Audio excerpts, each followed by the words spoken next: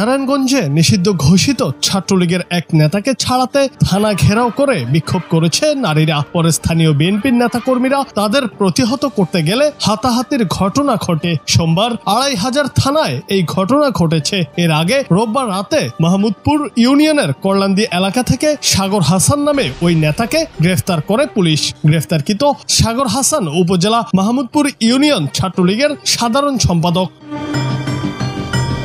Police ও স্থানীয় সূত্রে জানা গেছে, রোববার রাতে ছাত্রলীগ নেতাকে গ্রেফতারের পরে এর পরদিন সকাল ১১টার দিকে ২০ থেকে ৩০ জন নারী থানা ঘেরাও করে। তারা সবাই ছাত্রলীগ নেতা সাগরের আত্মীয় পরিচয় দেয়। এই সময় তারা ছাত্রলীগ নেতা সাগরকে কোন মামলায় গ্রেফতার করা হয়েছে, কেন তাকে গ্রেফতার করা হয়েছে তা জানতে চান। এমনকি ছাত্রলীগ নেতাকে নির্দোষ দাবি করে ছেড়ে দেওয়ার দাবি জানান। এ নিয়ে তারা বিক্ষোভ করেন। খবর পেয়ে স্থানীয় বিএনপি, মহিলা দল ও ছাত্র দলের নেতাকর্মীরা থানায় আসলে তাদের সঙ্গে বাকবিতণ্ডার ঘটনা ঘটে। এক পর্যায়ে তাদের মধ্যে হাতাহাতির ঘটনাও ঘটে। পরে পুলিশ গিয়ে তাদের সরিয়ে দেয়। আর ছাত্রলীগ নেতা সাগরের মা ও তার খালাকে কিছু সময়ের জন্য পুলিশ হেফাজতে নেওয়া হয়। পরে পরিস্থিতি শান্ত হলে তাদেরকে ছেড়ে দেওয়া হয়।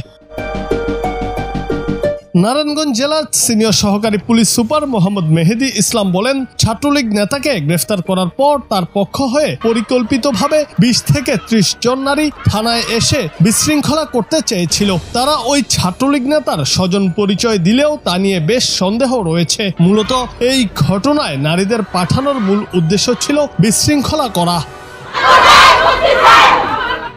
জুনায়েদ আহমেদ, বাংলা টিভি।